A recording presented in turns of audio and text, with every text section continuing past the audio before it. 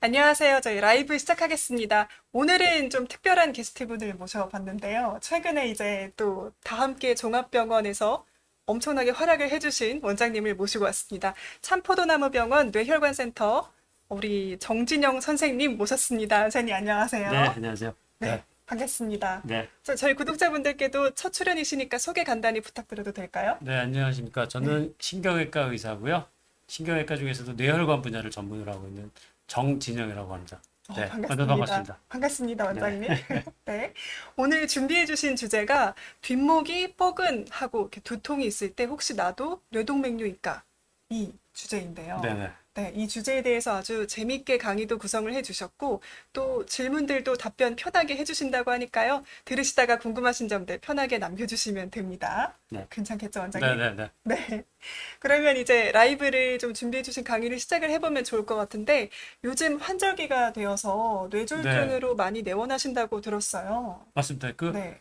오늘 안 그래도 촬영하는 날 비가 오네요. 이제 가을인데 비가 네. 오네요. 이제, 갑자기 네, 추워졌어요. 네, 이제 비가 그치고 나면 좀 날씨가 추워질 텐데, 아시다시피 이제 우리나라가 환절기 때 이제 일교차가 심하잖아요. 그래서 저희처럼 뇌혈관 수술 전문으로 하는 사람들은 음, 이제 이런 계절이 되면 10월 달, 11월 달 이제 환절기가 되면 오히려 한겨울보다도 어, 환자들이 좀 더 응급 환자들이 많아지겠구나. 이제 이런 것들을 이제 음, 저희 경험적으로 알기 때문에 마음의 준비를 좀 하게 되죠. 네. 음.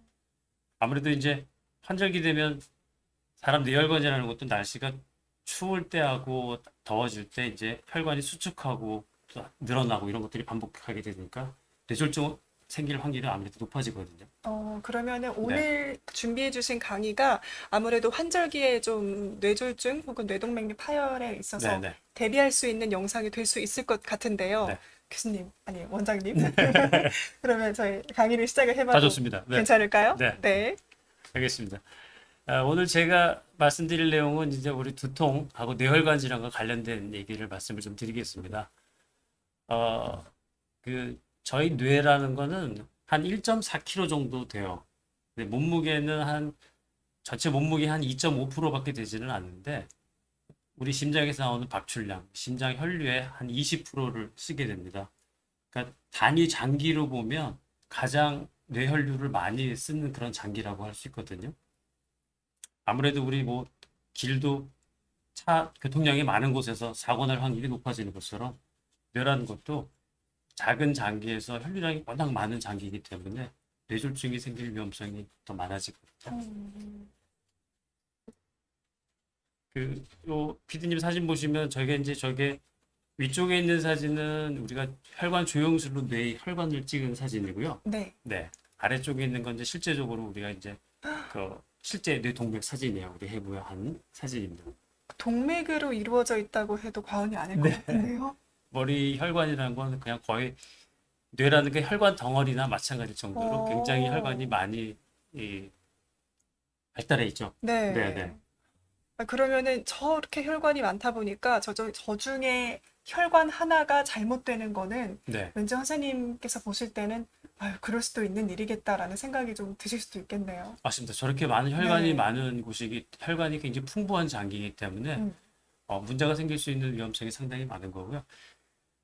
피디님 혹시 이제 이런 말 들어보셨어요? 누가 주변에서 지금까지 사시면서 뭐 네. 심장에 갑자기 출혈이 돼가지고 갑자기 응급실로 갔다. 네. 뭐 간에 출혈이 갑자기 생겨가지고 응급실 가서 뭐 수술을 받았다. 이런 말 혹시 들어보신 적 대동맥 박리 빼고는 별로 없는 것 없으실 것 같습니다. 같아요. 네. 예, 그래서 이게 뇌에 있는 동맥 혈관하고 다른 몸에 있는 혈관하고 음, 몇 가지 차이, 특히 두 가지 정도 특징적인 차이가 있는데요. 네.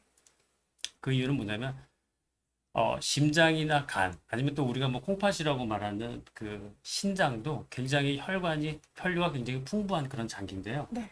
그런 장기들은 굉장히 혈관이 어떻게 보면 약간 단단한 장기 속에 혈관이 묻혀 있다고 보시면 돼요. 네. 아, 그러니까 그 주변 조직의 보호를 좀 받는 거죠. 근데 뇌동맥은 아까 전에 그 그림 보신 것처럼 네. 저희가 뇌 척수액이라고 그래서 물에 둥둥 떠 있는 구조입니다. 네. 그러니까 저 동맥을 주변을 지지해주는 그런 장기가 없는 거죠.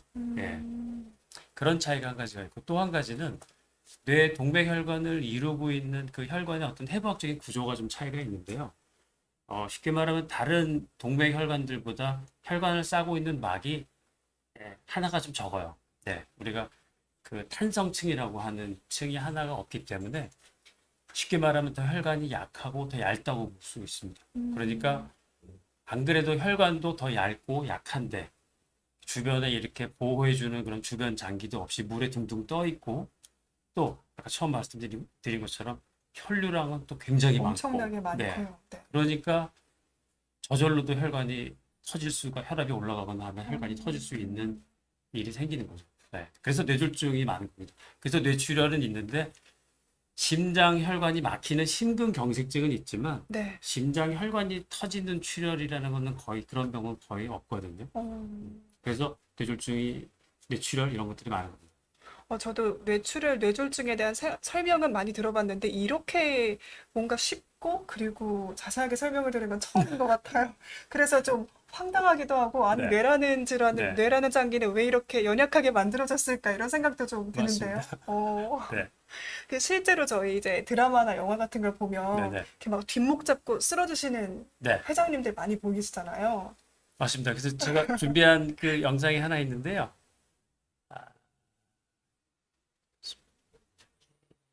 네. 플레이를 하면 드라마에서 많이 봤던 장면입니다. 네. 그렇죠. 저렇게 보통 뒷목 잡고 이렇게 네, 쓰러지는 네, 네. 장면들이 많죠. 네. 많이 보셨죠? 네. 저 드라마의 저런 장면은 한 20년, 30년 동안 별로 변함이 없는 것 같아요. 맞아요. 부인분들만 좀 바뀌고요. 네. 제가 어렸을 때 TV 드라마를 봐도 연속극을 보면 저런 장면 많이 봤어요. 주로 쓰러지시는 분들은 회장님들이죠. 그러니까요. 그렇죠? 네, 회장님 회장님들이고, 아니면 이제 사모님. 네, 네. 그리고 대부분은 자녀의 결혼 문제로 맞아요. 충격을 결혼 반대. 결혼 반대. 그렇죠. 네. 네. 그래서 이제 뭐 우리가 자식 일이 이제 아무튼 제일 큰 기쁨이고 행복이기도 하고 또 제일 큰 스트레스, 잘 안 됐을 경우에 스트레스이기도 한데요. 그러니까 어쨌든 간에 이제 인생을 살면서 갑자기 저런 큰 충격을 받거나 스트레스를 받았을 때 회장님들이 이제 뒷목을 잡고 쓰러지시죠. 이제 저거를 의학적으로 만약에 이제 저 장면을 풀어보면은요. 네. 두 가지 상황을 생각할 수 있을 것 같아요. 다음 장면을 만약에 보면 더 확실할 텐데 만약에 저 장면의 다음 장면이 이제 다시 이제 물 한 잔 마시고 다시 이제 안정을 이제 좀 좋아진 그래, 것 같아. 다시 한번 얘기해봐라. 그렇죠, 이런 그렇죠. 장면이면요. 네, 그런 식으로 얘기가 되면은 그거는 그냥 일시적인 스트레스로 인한 두통으로 볼 수 있을 겁니다, 아마. 근데 이제 만약에 저 다음 장면이 저 회장님이 이제 이제 중환자실에 누워 있고 구급차가 와서. 네네네 뭐 인공호흡기 달고 있고 네. 중환자실에 누워 있고 그러면 그때 우리가 생각할 수 있는 가장 그 합리적인 그 추정할 수 있는 병은 뇌동맥류 파열이라는 병에 의한 지주막하 출혈이라는 병을 생각할 수 있어요. 네, 뇌동맥류 파열에 의한 뇌지주막하 출혈이라고 말씀해 네네. 주셨는데요. 네. 뇌동맥류라는 게 그러면은 네. 뭐 어떤 병을 말을 하는 걸까요? 네. 보신 것처럼 그 제가 아까 뇌를 싸고 있는 그 동맥 혈관 벽이 약한 부위가 있다고 얘기를 했는데 사실은 왜 저게 생기는지는 정확히 아직도 밝혀지지는 않았는데요. 어떠한 유전적인 요소를 가장 많이 봅니다. 그래서 어떤 혈관의 약한 부위를 약한 부위를 가지고 있고 그 부위가 아까 말씀드린 것처럼 뇌 동맥이라는 게 계속 혈류량도 많고 우리가 맥박이 쿵쿵 뛰면 제가 실제 수술 들어가서 뇌 동맥을 보면 혈관이 맥박 뛸 때마다 벌떡벌떡 뛰고 그렇게 움직이거든요. 그런 혈압의 압력, 스트레스를 계속해서 24시간 우리가 잠자는 동안에도 계속 맥박은 뛰니까요. 그 약한 부위가 점점 부풀어지는 거죠. 네, 그래서 저기 보시는 것처럼 저렇게 풍선처럼 불룩하게 부풀어지고 이게 꽈리 사진인데요. 네. 사실 저도 실제적으로 꽈리 보신 적 있으세요? 아니요, 꽈리 고추는 들어본 적은 있습니다.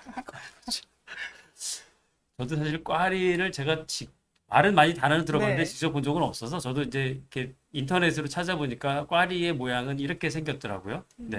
근데 진짜로 우리 닮았네요. 동맥류랑 굉장히 비슷하게 생겼습니다. 그래서 저렇게 마치 꽈리처럼 이렇게 뇌에 생기는 꽈리다 그래서 뇌 동맥류라고 얘기를 하고요.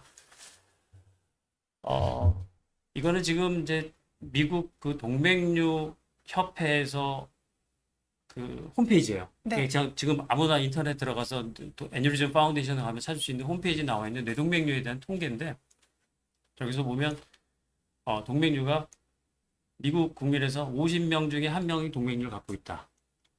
그리고 18분에 한 번씩 터진다. 그리고 3만 명이 1년에 3만 명의 동맥류가 터져가지고 나 이런 얘기들이 나오고요. 오히려 아시아, 우리나라나 일본 이쪽 아시아 쪽이 동맥류 비율이 조금 더 높은 것 같아요. 저희는 오히려 아시아가 저거보다 더 높다. 네네. 그래서 우리는 어, 한 100명에 2명, 3명 정도까지 봅니다. 네. 한 3%. 많게는 우리가 뭐 우리가 이제 그 오톱시에서 한 4명까지도 보는데요. 한 두세 명 정도, 100명에 두세 명 정도 동맥류가 있다고 보는 거고. 그 말은 무슨 말이냐면 보통의 동맥류는 증상이 없기 때문에 그냥 멀쩡한 건강한 사람들을 건강검진으로 뇌 MRI 사진을 다 찍어보면 100명에서 두세 명 정도는 우연하게 동맥류가 발견될 수 있다는 얘기거든요. 어, 그렇게 드물지 않은 병이죠. 그런데 네. 그렇게 뇌동맥류가 드문 병이면 네. 그냥 살다가 터져도 괜찮은 건가요? 또 그건 아닐 것 같은데요. 그렇지는 않죠. 네. 여기도 화면에도 좀 나오신 것처럼 포발 연령은 주로 이제 한 35세에서 60세. 저 때 많이 발견되는 것 같아요. 사실 그 젊었을 때는 뭐 피디님께서 젊으신 분들 뇌 MRI 안 찍어보셨을 것 같은데 이제 저 나이에 MRI를 찍어 보게 되고 저 때 나이가 많고요. 여자한테 조금 많습니다. 그래서 한 2대 3 정도로 여자한테 좀 더 많은 병이고요.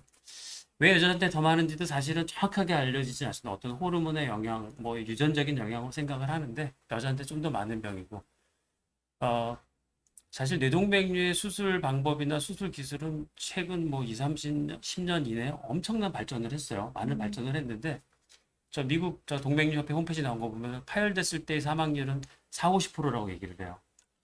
엄청 높은 네. 수준이네요. 저 사망률은 20년 전이랑도 별로 차이가 없는 것 같아요. 아, 네. 수술 기술은 많이 발전을 했는데 수술을 더 안전하게 하는데도 불구하고 네. 사망률은 별로 줄지 않는 이유는 뭐냐면 동맥류가 터지면 그 순간에 뇌가 손상을 받기 때문에 아무리 그 이후에 수술이 잘 돼도 그 최초에 받은 뇌 그 데미지로 음, 사람이 생명을 잃거나 또는 저렇게 영구적인 장애를 남게 되는 그런 병이죠.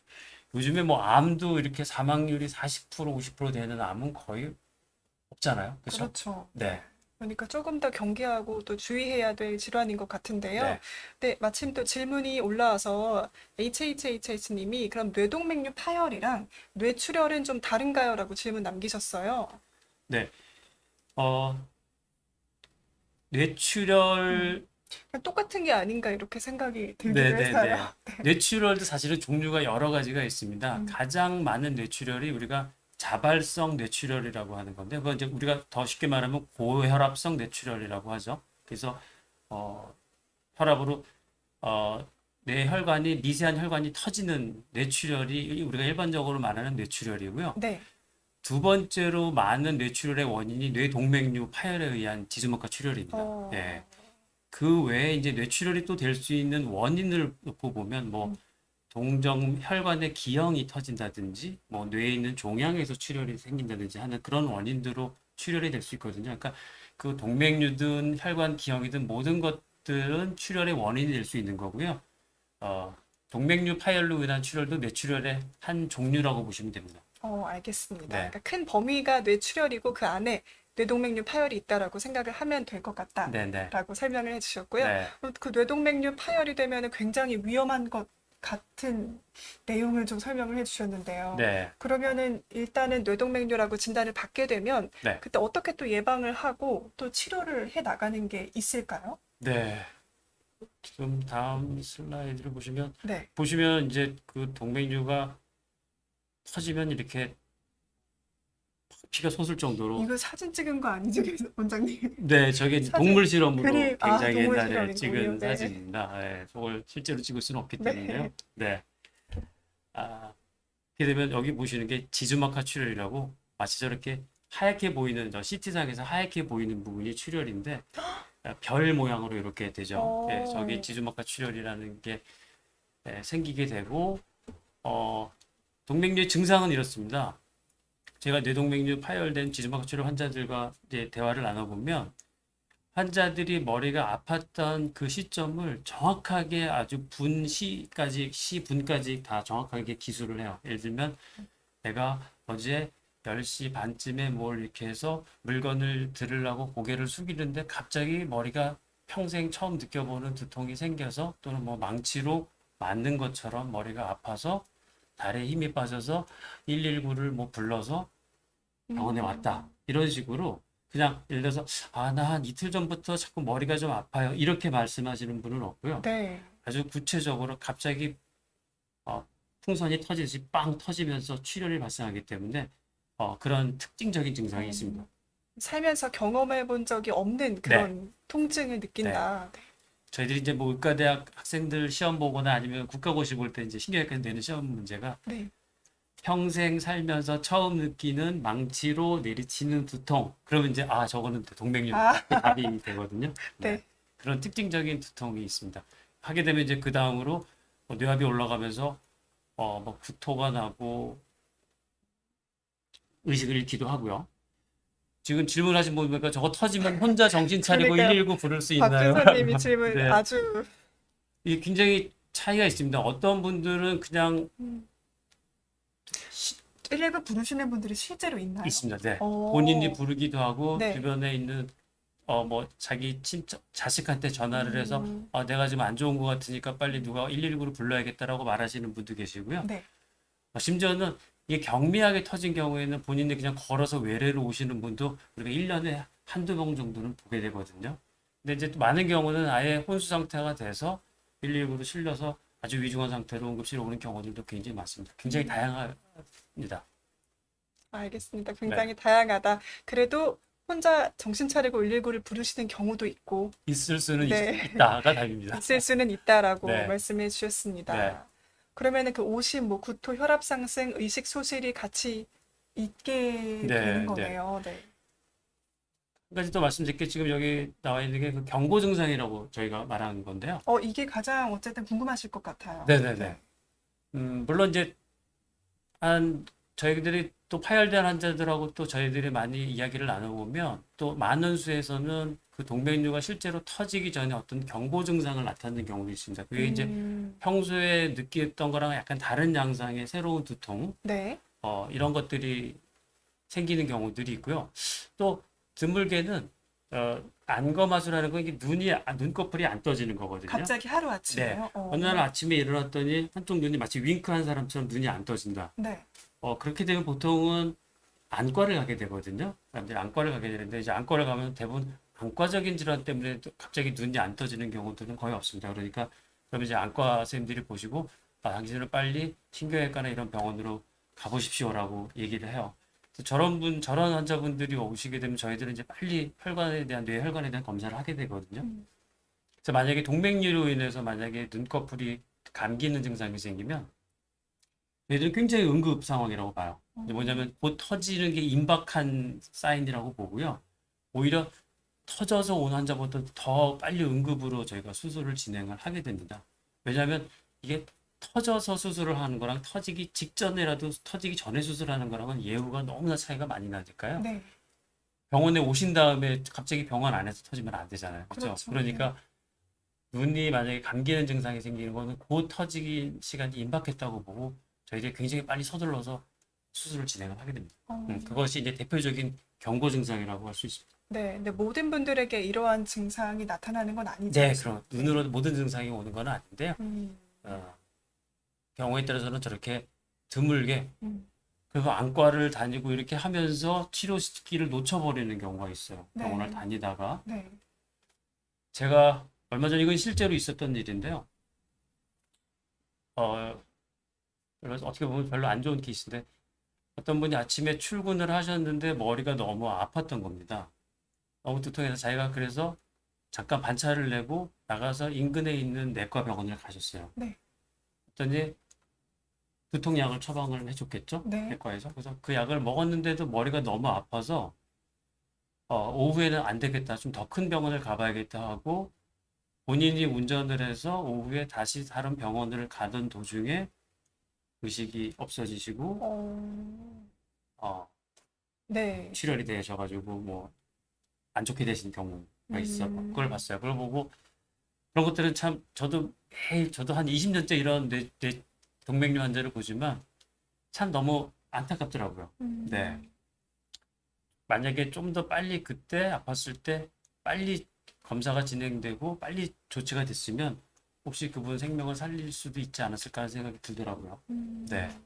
그런데 사실 그 뇌동맥류 파열 2, 3일 전에 일시적으로 심한 네. 두통이 있다고 해도 그 두통이 막 생전 처음 겪어보는 그 두통이 아닌 네. 이상은 대부분은 타이레놀 드시거나 뭐 내과를 가실 것 같기는 해요. 맞습니다. 음. 사실은 그걸 정확하게 구별하기는 어렵고요. 네. 뭐 저희 같이 신경외과 의사고 또 경험이 많은 의사라고 하더라도 음. 사실은 증상만 가지고 이게 동맥류에 의한 증상인지 그냥 우리가 가장 흔하게 보는 일반적인 두통인지를 사실은 그 증상만으로 구별하기는 사실은 어렵거든요. 네. 실제로 그 뇌동맥류 같은 경우는 증상이 아예 없어서 네, 그 MRI를 찍어보지 않는 이상은 모른다라고도 이야기를 하시더라고요. 사실은 맞습니다. 네. 저기 질문하신 분이 네. 과음하고 깰 때 머리가 깨질 것 같이 아픈데 이것도 뇌혈관이랑 상관이 있는, 이건 술하고 상관이 있는 것 같습니다. 알코올이랑 상관이 네, 있다라고 얘기를 술을, 해주셨습니다. 네, 술을 조금 줄이시면 괜찮을 것 같습니다. 네. 네, 그것도 준비해주신 슬라이드로 넘어가 보면 좋을 것 같습니다. 네. 뇌동맥류 증상에 대해서 설명해 주셨고요. 아까 전에 이제 그 회장님이 지금 오늘 제목도 그 뒷목의 통증, 뒷목이 음. 당기고 당기고 하는 통증과 혈관 질환과의 관계인데요. 아까 그 회장님이 뒷목을 잡고 쓰러지신 이유도 지주막하 출혈이 생기게 되면 아까 전에 그 뇌동맥은 뇌척수액이라는 그 물에 둥둥 떠 있는 구조라고 그랬잖아요. 그러면 혈관이 터지면서 출혈이 생기면서 척수액에 피가 새 들어가게 되는 거죠. 그러니까 척수액에 핏물이 들어가게 되는 거. 뇌척수액은 뇌실이라는 뇌에서 만들어져서 목 경추 쪽에 있는 경추에 있는 그 경추 구멍을 따라서 허리로 내려가면서 이렇게 빙글빙글 순환하는 구조로 되어 있는데 그 피가 섞여 있는 뇌척수액이 뒷목을 지나가면서 뒷목의 자극 증상, 뇌막 자극 증상이라고 제가 얘기를 하는데 그게 생기면서 그래서 특징적으로 뒷목이 아프고 뒷목을 통증이 생기게 됩니다. 네. 옛날에는 이제 막 지금처럼 CT가 막 발달되지 않았을 때는 이제 저런 출혈 의심되는 환자를 이렇게 눕혀놓고 머리를 이렇게 들고 목을 움직여 봐서 여기가 뻣뻣해지면 그러면 우리가 지주막하 출혈이나 뇌막염을 의심하는 어떤 중요한 그런 그 저희 신체 검사로 사용하고 그랬거든요. 그래서 뒷목이 뻐근하고 갑자기 통증이 생겼을 때가 지주막하 출혈의 어떤 특징적인 증상이 나오는 이유는 그렇습니다. 네. 네. 그러면 이렇게 뒷목 잡고 쓰러지는 경우에는 다 뇌동맥류 파열을 좀 의심을 해봐야 된다라고 이해를 하면 될까요? 그건 또 아, 아닌가요? 그렇죠. 사실은 네. 뭐 뒷목이 뻐근하고 저도 뒷목 디스크도 저도 좀 있고 네. 저도 항상 뒷목이 뻐근하고 개운하지가 않은데요. 이런 정도의 그런 통증하고는 좀 다르죠. 저 동맥류가 파열되고 지주막하 출혈이 생겼을 때 생기는 뒷목의 뻐근함과 통증이란 건 네. 아까 전에 말한 것처럼 그것 우리가 또한, 평생 느껴보지 못할 정도로 아주 심한 통증이기 때문에 일반적으로 목이 뻐근한 거 정도를 가지고 난 동맥류가 아닐까라고 의심할 필요까지는 걱정하실 필요는 없습니다. 알겠습니다. 안 그래도 그러면 동원 참치님이 건강검진을 좀 미리 해봐서 뇌동맥류가 내가 있는지 확인을 하는 게 좋을까요?라고 질문 남기셨거든요. 네, 그럼 사실 뭐 35세 이상이면 다 받아봐야 되는 건지 아니면은 뭐 네, 어떤 증상이 있다 하는 경우에는 네, 받아보는 게 좋은지 이런 것도 좀 설명해 주실 수 있을까요? 네.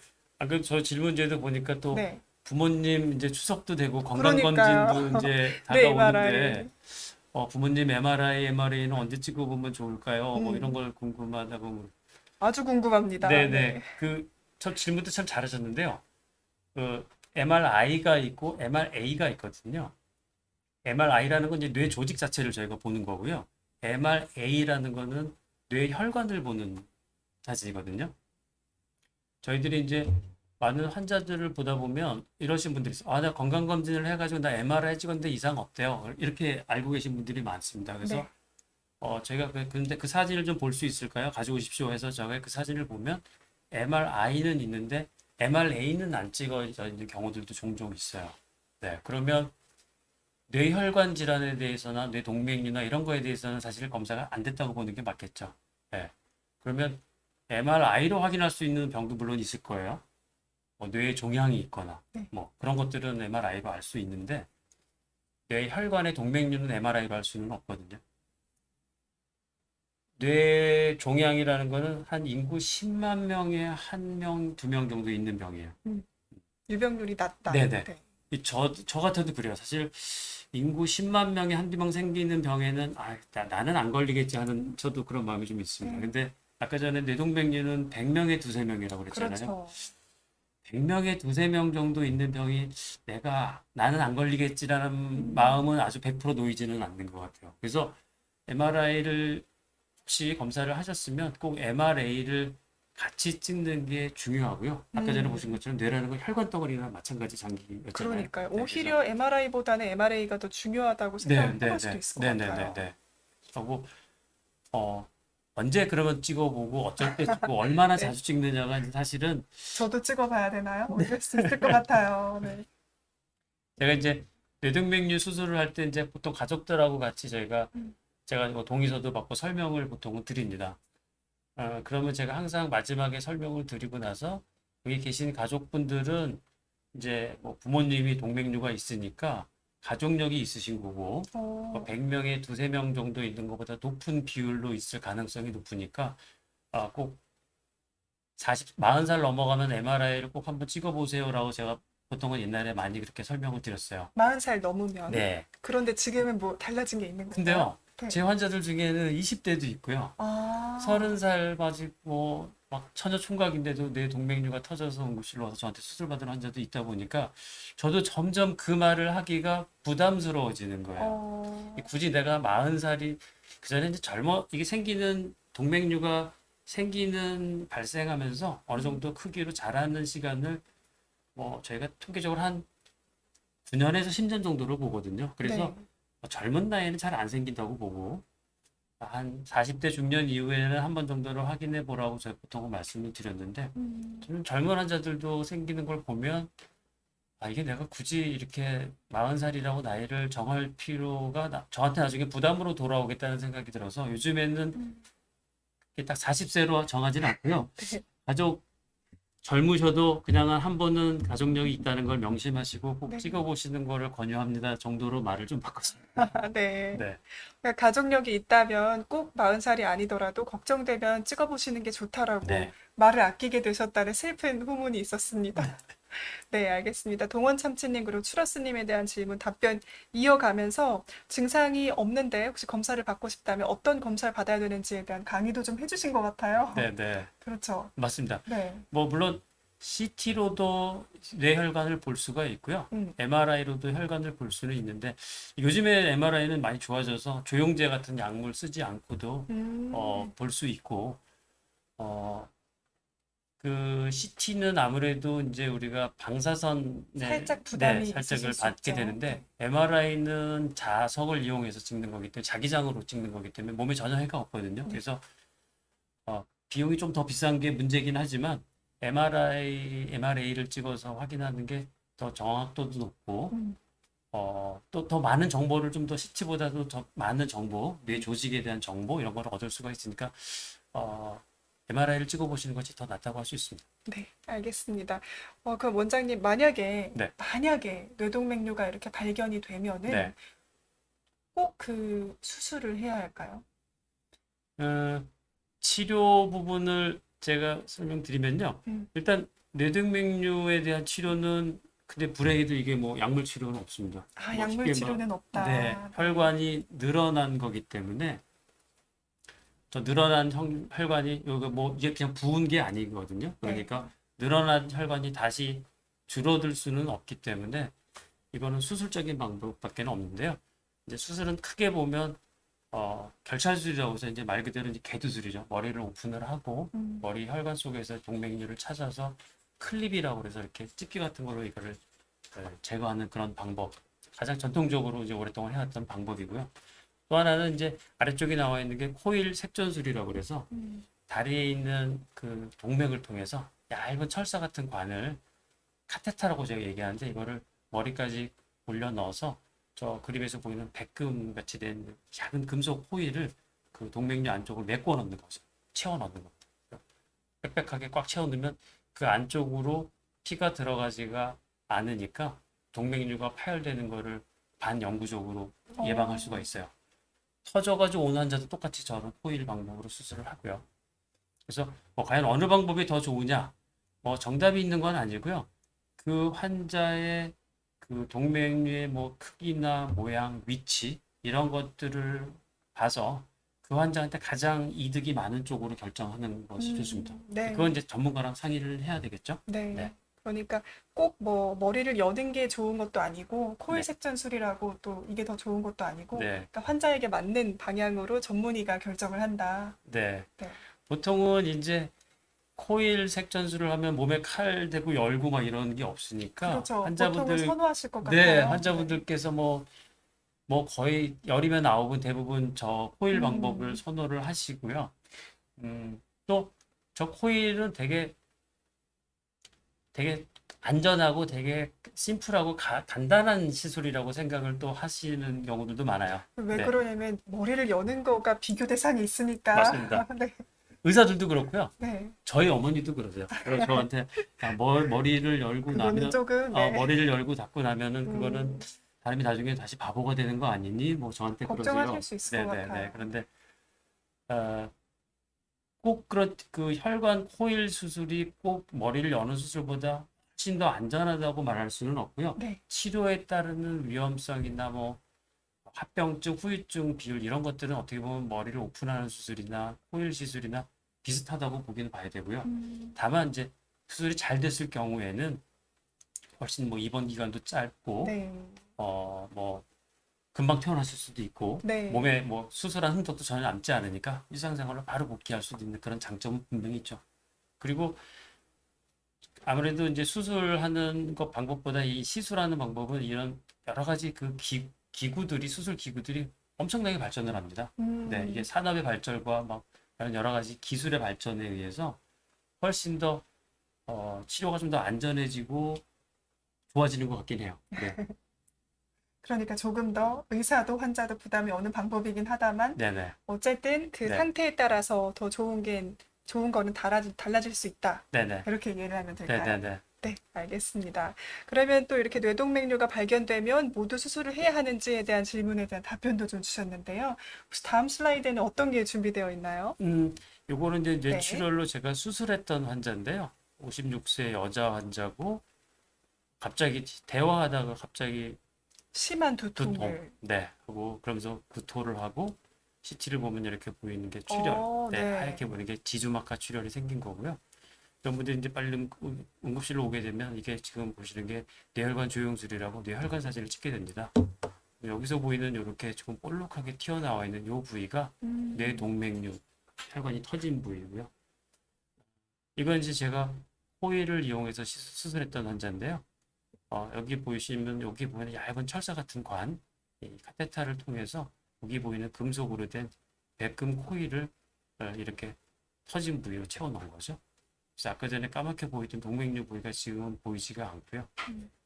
저희가 이제 다시 나중에 3차원으로 이렇게 보면 파랗게 보이는 이 부위가 백금 코일을 넣어서 채워서 막혀져 있는 부위이고 또 이렇게 돼서 지주막하 출혈이 굉장히 사망률도 높고 위험한 병이긴 한데요. 또 이렇게 수술이 잘 되고 나면 또 다른 후유 장애 별로 없이 또 회복돼서 일상생활로 복귀할 수도 있어서 오, 이런 것들 참 저희 같은 뇌혈관 전문으로 전공을 하는 신경외과 의사는 제일 또 보람을 많이 느끼는 병이기는 해요. 그러게요. 네. 어쨌든 다른 고혈압성 뇌출혈은 병원에 설령 빨리 오신다 해도 우리가 뭐 피를 제거하고 수술을 해도 뭐 반신불수, 마비 같은 그런 영구적인 장애가 남는 경우들이 많은데요. 지주막하 출혈은 말 그대로 이 출혈된 피가 그 지주막 그 뇌 척수액 쪽으로 물이 흐르기 때문에 만약에 치료가 잘 되고 회복이 되고 나면 뭐 멀쩡히 아무런 후유증 없이 평생 동안 잘 건강하게 사시는 분도 많거든요. 그래서 저희가 가장 보람을 많이 느끼는 분야이기도 합니다. 뇌동맥류 분야가요. 네. 네. 어쨌든 또 생사를 갈라서는 그런 또 기점이 되기도 하니까요. 네. 그런 순간에 또 원장님들께서 힘써 주신다니까 보람을 많이 느끼실 것 같긴 합니다. 네. 그러면 저희 또 어떤 슬라이드 준비되어 있을까요? 아까 아, 네. 전에 말씀하신 게 그러면 모든 동맥류를 다 다 치료해야 치료해야 하나. 하냐는 문제가 있는데요. 절대 그렇지 않습니다. 모든 동맥류를 다 치료하지는 않고요. 어, 지금 여기 보시는 것처럼 만약에 이제 작은 상태의 동맥류가 형성이 되게 되면 어떤 동맥류들은 그냥 작은 채로 변화 없이 그대로 작은 채로 그냥 평생 유지가 됩니다.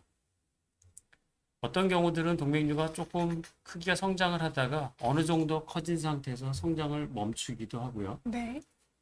근데 물론 우리가 걱정하는 게 동맥류가 점점 풍선처럼 커지다가 세월이 갈수록 커지다가 풍선이 어느 임계점에 도달하면 빵 터지는 것처럼 이 부분을 걱정을 하는 거고요. 물론 아주 드물게는 작은 상태에서 터지는 동맥류도 있기는 합니다. 네. 그래서 저희가 이제 동맥류를 치료해야 되냐 말아야 되냐를 결정할 때 보신 것처럼 크기를 우선 제일 중요하게 생각을 해요. 네. 자, 그러면 크기가 어떤 게 작은 거고 어떤 게 큰 동맥류냐? 그냥 가장 일반적으로 저희 기준으로 말씀드리면 그냥 3mm보다 작은 동맥류는 아주 작은 동맥류라고 보고 웬만하면 잘 치료하지는 않습니다. 대신 뭐 1년에 한 번씩 MRI 검사를 하면서 저 그림처럼 저 동맥류가 커지는지 그대로 있는지 모양이 변하는지를 보는 관찰하는 경우가 많고요. 한 5, 6mm가 넘어가는 동맥류는 그래도 적극적인 치료를 하는 경우들이 필요하고요. 그 사이에 있는 크기의 동맥류들은 그 다음으로 저희가 중요하게 생각하는 게 동맥류의 위치예요. 그 복잡한 머릿속에 있는 많은 혈관들 중에 어느 혈관에 달려있는 동맥류냐에 따라서 어떤 위치는 꽤 크고 5mm, 6mm 되더라도 웬만하면 그냥 안전하니까 저희가 치료하시지 않고 지켜봐도 됩니다라고 말씀드리는 위치가 또 있고요. 어떤 동맥류는 겨우 3mm 남짓하지만 저 부위는 우리가 안심할 수 없으니까 적극적으로 치료를 해야 됩니다라고 말하는 동맥류 위치가 있어요. 그래서 첫 번째는 크기, 두 번째는 위치, 마지막으로 보는 게 동맥류의 모양을 봐요. 뭐 우리 여드름도 이렇게 딱 보면 이렇게 터질 것 같은 여드름이 그렇죠. 있잖아요. 네. 꽉 찬 울퉁불퉁하면서 여드름이 뭐 네. 있고, 그리고 네. 어떤 여드름은 제가 보고 아직은 건드리지 마라. 저는 뭐 짜도 안 나오겠다. 이런 그 여드름이 있는 것처럼 동맥류도 모양이 좀 울퉁불퉁하고 안 좋은 동맥류들은 조금 적극적인 치료를 고려를 하는 게 맞고요. 또 모양이 예쁘거나 이러면은 또 조금 그보다는 상대적으로 조금 지켜볼 수 있는 그런 여지가 좀 더 많다고 볼 수가 있습니다. 그래서 이런 모든 것들을 종합적으로 보고 또 거기에 이제 환자의 나이, 환자의 어떤 기존 건강 상태 네. 여러 가지 또 환자의 인생관도 있어요. 네. 인생관이요? 어떤 분들은 나는 그냥 모른 척 나 살겠다. 이렇게 하다가 네. 나는 그냥 이렇게 하고 살겠다 하고 근데 있고 터지면 내 운명인 거지. 네, 그쵸. 피디님은 어느 쪽에 가까우세요? 저희 부모님이 하시는 말씀이라서요. 네. 어떤 분들은 굉장히 안전한 위치에 안전한 모양의 동맥류라서 네. 저희가 굉장히 안심시켜 드리려고 노력을 해요. 뭐 이 저희가 막 정도면 수술 안 하셔도 됩니다. 절대 하실 필요 네. 없습니다라고 말씀드리고 뭐 이렇게 또 비유드려요. 오늘 집에 가시다가 병원에서 집에 가시는 길에 찻길 건너시다가 교통사고로 우리가 죽을 수도 있는 거 아닙니까? 근데 그렇다고 길을 안 건너시지 않습니까? 그리고 항상 그걸 걱정하고 살지는 않지 않습니까? 이거는 그런 정도 위험이라고 생각을 하십시오라고까지 또 얘기를 해도 잠을 못 자겠어요. 마음이 그리고 안 머리만 좀만 놓인다. 아프면 또 병원에 오고 막 1년에 MRI를 막 3번, 4번씩 찍어야 되시고 그런 분들도 있어요. 그런 그렇죠. 분들은 그분의 어떤 그 마음의 평화를 위해서 그런 불안감을 위해서 또 우리가 치료를 하는 경우도 있긴 있습니다. 네. 알겠습니다. 뭐 크기, 위치, 모양, 그리고 나이, 건강 상태, 인생관까지 다 결정을 해서 종합적으로 고려를 해가지고 수술을 진행을 한다라고 설명해 주셨는데요.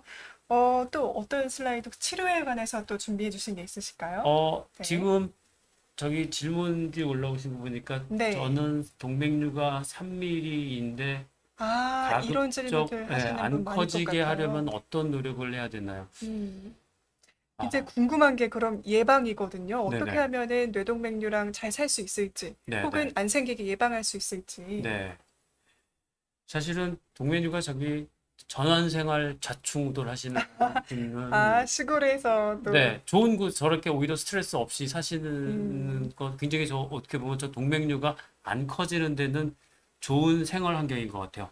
이 스트레스를 안 받는 그렇죠, 환경이요. 그렇죠. 이렇게 복잡한 도시 생활보다는 전원 생활이 오히려 동맥류 입장에서 보면은 그 더 나은 환경이라고 할 수 있고요. 음. 3mm인데 저기서는 이제 환자분께서 정확한 위치를 아실 수는 없기 때문에 제가 아까 음, 말씀드린 똑같은 3mm인데 어떤 3mm는 조금 우리가 신경을 써야 되는 3mm가 있고요. 정말로 저건 뭐 교통사고 나서 죽을 확률보다도 별로 낮은 확률이라고 할 정도로 안전한 위치의 3mm도 있기 때문에 위치를 봐야 될 텐데요. 저 동맥류가 커지지 않기 위해서 어떤 노력을 해야 우리가 할 수 있는 노력은 사실은 생각보다 많지는 않습니다. 저 동맥류가 생긴 것도 내가 뭘 잘못해서 생긴 것도 아니고요. 스트레스를 많이 받아서 생긴 것도 아니고요. 음. 스트레스 때문에 생겼으면 저 동맥류 많이 생겼어요. 그럼 뭐 술, 담배라던가 이런 영향도 없나요? 어, 혈압이 일단은 커지지 않게 하기 위해서는 혈압 관리를 하시는 게 중요합니다. 아, 일단 네. 고혈압이 안 생기도록 하고 만약에 혈압이 있으시면 혈압약을 철저하게 드시는 게 좋고요. 그래서 음, 혈압을 높지 않게 관리하시는 게 좋고, 흡연, 담배, 스모킹은 동맥류의 생성이랑 터지는데 에, 관련이 있는 걸로 우리가 연구조사가 다 나와 있기 때문에 네. 금연하시는 게 하실 수 있는 노력이고요. 음, 그다음에 저렇게 공기 좋고 전원 생활에서 마음 편하게 이렇게 지내시는 것도 굉장히 좋은 본인이 하실 수 있는 방법인 것 같아요. 네. 음. 그거 말고 또 뭐 먹는 걸 주의해야 된다거나 뭐 운동 너무 심하게 하면 안 된다거나 뭐 그런 것도 없나요? 정말로 일상생활에서 우리가 노력해서 할 수 있는 게 없는 분야가 뇌동맥류이다라고 이해를 해야 될 것 같은데요. 네. 지금 저기 또 한 분지 질문이 변비 네. 있는 분들이 그러니까 동맥류가 있으면 이런 어떻게 궁금증도 있을 것 같아요. 네. 네. 저희들이 또 환자분들께 많이 자주 설명드리는 예를 듣는 그 동맥류가 터지는 상황들이 음, 이제 옛날에 뭐 시골에서 뭐 노인분들이 아침 화장실에서 갑자기 쓰러지신 채 발견되는 병이 저 동맥류 파열이 많았거든요. 우리가 이제 힘을 주게 되면 복압이 올라가면서 뇌 압력도 같이 올라가게 되니까 네. 기존에 만약에 동맥류가 있었던 분들이라면 사실은 동맥류가 터질 수 있는 환경이 조성된다고 볼 수 있어요. 뭐 변비가 있다고 동맥류가 생기지는 않습니다. 절대 그런 건 아닌데요. 만약에 동맥류가 있다면 사실은 변비는 동맥류 입장에서는 좋지는 않은 거죠. 어쨌든 변비도 동맥류가 있다면 네, 치료를 하면 네. 좋은 것이다. 요즘 네. 제가 이제 제 외래로 오시는 젊으신 분들이 많은데요. 네. 요즘 이제 막 건강 운동하고 뭐 헬스클럽 이 헬스하고, 짐에서 뭐 네. 많이 하시니까 이제 막 젊은 남자분들 20, 30대 분들이 와서 이제 평소보다 조금 중량을 많이 들었는데 갑자기 억 하고 뒷머리 통증이 왔다. 오, 그래서 오면 병원에 오시게 되면 뭐 굉장히 뭐 가족력도 없고 뭐 굉장히 건강하고 다른 기왕력이 전혀 없으신데도 음, 갑자기 운동 힘을 꽉 주다가 갑자기 머리가 탁 아팠다 그러면 저도 이거 100% 과연 이게 그냥 일반적인 두통인지 뭐 아니면 동맥류 같은 혈관 질환을 의심해야 될지를 사실 그거는 알 수는 없어요. 네. 음, 그래서 좀 면밀하게 이제 그런 상황을 얘기를 들어보고 통증의 양상을 보고 필요하다 그러면 머리 검사를 해보고요. 아니면 조금 일단은 근육이완제랑 다른 이제 통증을 없애주는 약을 먹으면서 경과를 좀 보기도 하고 네. 그런 것들을 판단해야 되는데 힘을 주는 상황들 요즘에 운동하고 이러면서 어, 오시는 분들 있고요. 종종 네, 계시다. 있을 수 있습니다. 역시 무리한 운동은 안 하는 게 좋은 것 같습니다. 네. 제가 현명한 것 같네요. 힘쓰는 운동은 안 하세요? 안 합니다, 저는. 안 하는 게 좋다라고 네. 오늘 선생님께서 얘기해 네. 주셨네요. 질문 한 분이 네. 고혈압이 있다면 경동맥 초음파는 매년 검진하는 게 올류블님 질문이네요. 좋겠죠라고 어떤 분이 질문을 주셨네요. 네. 당연히 혈압이 있고 경동맥 초음파는 사실 동맥류하고는 별개입니다. 경동맥 초음파를 한다고 뭐 뇌혈관을 보는 건 아니기 때문에 근데 경동맥 초음파를 하는 이유는 혈관에 동맥경화증, 혈관이 좁아졌는지 혈관 음, 안에 찌꺼기 같은 것들이 생기는지를 보기 위해서 검사를 하는 거고 경동맥하고 이제 연결된 게 뇌혈관이니까요. 경동맥에 문제가 생기면 이게 이제 우리가 뇌에 경색이 생기는 원인이 되는 거죠. 네. 그러니까 혈압이 있고 그렇다면 경동맥 초음파를 했을 때 매년 하는 게 했을 때 만약에 혈관이 깨끗한 경우라면 제 생각에는 2, 3년에 한 번 정도 하셔도 되는데요. 어, 동맥경화증을 경동맥에서 동맥경화증을 진단 받으셨으면 매년 하시는 걸 저도 권유를 드립니다. 어, 네. 1년에 한 번씩은.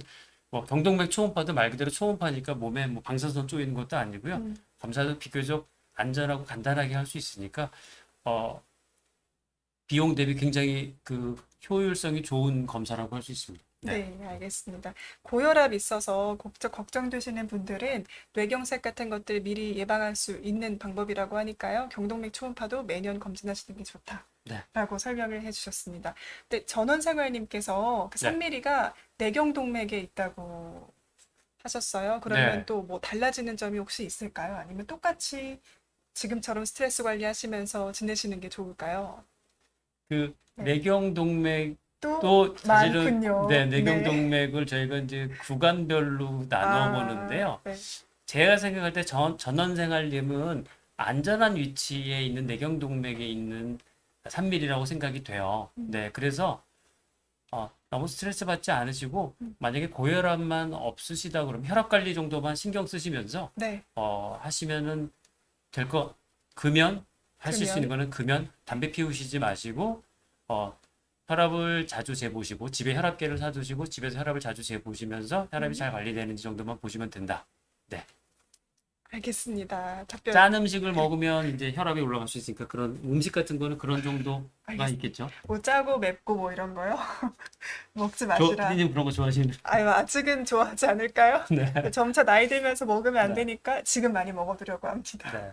네, 감사합니다. 그리고 또 질문들이 한 두어 개 정도가 더 있는 것 같은데 네네네. 선생님 받아봐도 괜찮을까요? 네. 네.